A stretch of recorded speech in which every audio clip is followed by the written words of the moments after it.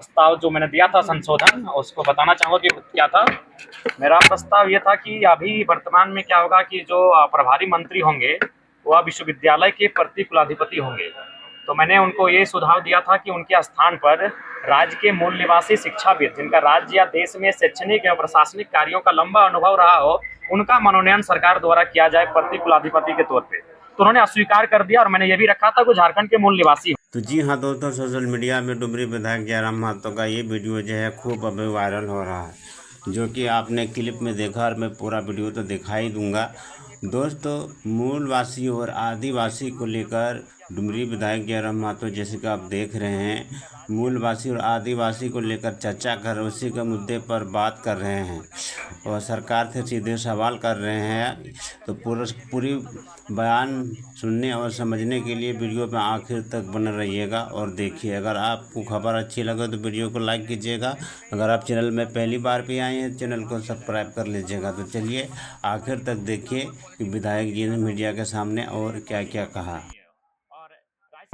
तो देखिए, इससे क्या होगा कि अगर शैक्षणिक संस्थानों में अगर मंत्री प्रभार में रहेंगे, प्रभारी मंत्री अगर प्रति कुलाधिपति रहेंगे, तो कहीं ना कहीं शिक्षा जगत को भी पॉलिटिक्स में ढाल दिया जाएगा और वहाँ माने शिक्षा की बातें कम और पॉलिटिक्स की बातें ज़्यादा होंगी, जो मेरे अकॉर्डिंग उचित नहीं है। और राज्य सरकार का मेरे प्रस्ताव को अस्वीकार करना भी यह दर्शाता है कि वह मूलवासियों की हितैषी नहीं है। मैंने तो यही कहा था कि मंत्री को ना होकर कोई ऐसा शिक्षाविद हो जिसका राज्य और देश में एक लंबा अनुभव हो और जो झारखंड का निवासी हो, तो उसे सिरे से खारिज कर दिया गया। मेरा दूसरा प्रस्तावित संशोधन था आपका झारखंड प्लेटफॉर्म आधारित गिग श्रमिक विधेयक में। उसमें भी मैंने कहा था उनमें 3 प्रतिनिधि चयन करने की बात कही गई, जहां मैंने झारखंड के मूल निवासी को अंतः स्थापित किया जाए, ये प्रस्ताव मैंने दिया था, जिसको भी सरकार ने अस्वीकृत कर दिया।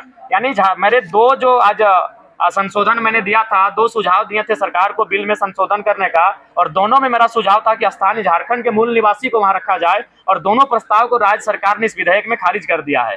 तो इससे ये स्पष्ट हो जाता है कि राज्य सरकार भले मंचों में आकर घड़ियाली आंसू बहाए, मंचों में ये कहे कि हम आदिवासी मूलवासी की सरकार हैं, लेकिन आज मेरे संशोधन को खारिज करना, मेरे प्रस्ताव को खारिज करना, अस्वीकार करना उनकी मंशा को साफ दर्शाता है कि वो राज्य का हितकर नहीं है, वो राज्य के मूलवासियों का, आदिवासियों का भला नहीं चाहती है। और एक मजेदार बात आपको मैं बताऊंगा, मेरा एक सवाल था कि क्या विनोद बिहारी महतो जो दिसम गुरु शिबू सोरेन के राजनीतिक गुरु कहिए, जो शिबू सोरेन ने सार्वजनिक मंचों में स्वीकार किया, दिसम गुरु ने राजनीतिक पिता कह के संबोधन किया है, क्या उनकी प्रतिमा इस राजधानी में कहीं लगाएंगे?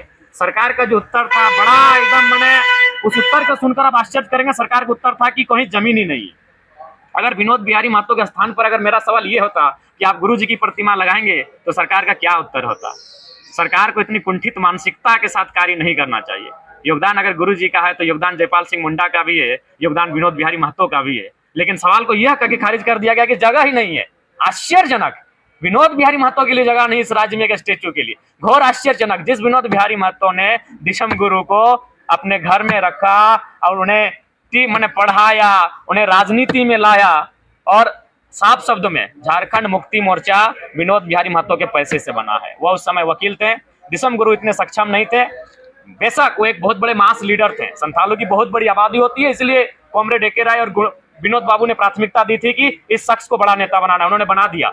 लेकिन जो पैसा लगा था वो विनोद बिहारी महतो का था, वकालती का पैसा लगा था। जो कागज और कलम और स्याही लगी थी झारखंड मुक्ति मोर्चा बनने में, वो विनोद बिहारी महतो का था। और सरकार का उत्तर है कि राजधानी में कहीं जमीन ही नहीं है जहां उनकी प्रतिमा बने। तो सोचिए, अगर मेरा सवाल जस्ट खाली विनोद बिहारी नाम के जगह पर जयपाल सिंह मुंडा या दिसम गुरु शिबू सोरेन का होता, तो सरकार का क्या उत्तर होता? क्या सरकार को इस प्रकार से संकीर्ण राजनीति करनी चाहिए? इस प्रकार से संकीर्ण सोच रखनी चाहिए? ये दुर्भाग्य राज्य की सरकार का। उसके बाद ये मेरा ही सुझाव था, अभी जो आप बहस देख रहे हैं कृषि को लेकर, अभी जो आप बहस देख रहे हैं अत्यधिक वर्षा को लेकर, ये मेरा ही सुझाव था सर्वदलीय बैठक में, और इस पर हमने अपना राय प्रकट किया है। इस बार बारिश 33-32% ज्यादा हुई है, अतः जहां जहां क्षति हुई है, चाहे सड़क की क्षति हो, पुल की क्षति हुई हो, या किसी सेक्टर की क्षति हुई है, उसकी एक कम अवधि में भरपाई की जाए, और विशेषकर किसानों के लिए 500 करोड़ का एक बजट जो क्षति के लिए निर्धारित किया जाए। जिनके आवास का क्षतिग्रस्त हुआ है उन्हें कम समय में आवास अलॉटमेंट किया जाए, और जो अगर निधन हो जाता है, किसी की मृत्यु हो जाती है इस आपदा में, तो 10 लाख का मुआवजा उस परिवार को मिले, ये मैंने सरकार से मांग किया है। क्या सिराज जी? हाँ बिल्कुल बिल्कुल, मैं उस स्टेटमेंट पर पीछे क्यों हटूंगा। सवाल हर जगह होते हैं। मैं गुरुजी का सम्मान करते हुए मैंने सवाल पूछा कि 10 दिन में अगर एक गांव की तस्वीर सुधारी जा सकती है तो क्या 25 सालों में झारखंड के आधे गांव की तस्वीर नहीं सुधारी जा सकती है और अगले 10 सालों में बाकी गांव की तस्वीर नहीं सुधारी जा सकती है। मैंने ये तर्क दिया है और मैं अपने इस तर्क पे कायम हूँ। जेटेट अभ्यर्थी को क्या कहेंगे? देखिए, जेटेट अभ्यर्थी पर मेरा आज शून्यकाल का प्रश्न था, माफ कीजिए कल था, कि जेटेट जो 9 वर्षों से जेटेट की परीक्षा नहीं ली गई है उस परीक्षा को लिया जाए। और यही नहीं, जेटेट, जेपीएससी और तथा जेएसएससी की जो परीक्षाएं हैं वो प्रति वर्ष ली जाएं और एक नियमित कैलेंडर जारी करके ली जाएं। मैंने ये सरकार से मांग किया है शून्यकाल के माध्यम से। अच्छा, पूर्व मुख्यमंत्री चंपई सोरेन ने कहा है कि रिम्स 2 का जो निर्माण हो रहा है वो गलत जगह पे हो रहा है। जनता उसका निर्णय लेगी, जनता तय करेगी और इसके साथ ही आने वाले समय में वो लाखों लोगों के बीच में बैठेंगे। साथ ही उनका ये भी कहना है कि ये सरकार आदिवासियों के ऑपोजिट जो नहीं, ये सच्चाई है गरिश्मा जी। आज मेरा प्रस्ताव मैं लेके आया था विधेयक संशोधन में, उन दोनों प्रस्ताव मैंने स्थानीय व्यक्ति का ही सुझाव किया था और दोनों प्रस्ताव को अस्वीकृत कर दिया गया। तो यह स्पष्ट है राज्य सरकार की मंशा कहीं ना कहीं राज्य के मूलवासी आदिवासियों के विपरीत ही है और उसी दिशा में कार्य कर रही है। तो आदिवासियों को तंग कर रही है ये सरकार? बिल्कुल तंग कर रही है। सिरम टोली आपने देखा, आपने सूर्या हंसदा इनकाउंटर देखा, आपने नगड़ी का मामला देखा। बिल्कुल आदिवासियों को, आदिवासी राज्य में आदिवासी मुखौटा पहनकर राज्य की सरकार तंग कर रही है, परेशान कर रही है, प्रताड़ित कर रही है। धन्यवाद। तो दोस्तों, जैसे कि आप लोगों ने डुमरी विधायक जयराम महतो का पूरा बयान को सुना, जो कि मीडिया के सामने जो कुछ भी बोल रहे थे। तो दोस्तों, लास्ट में आप लोगों से एक राय चाहूँगा। आप सभी को जो भी कहना हो अपनी राय कमेंट में ज़रूर दें। फिर मिलेंगे अगले कोई नए वीडियो के साथ।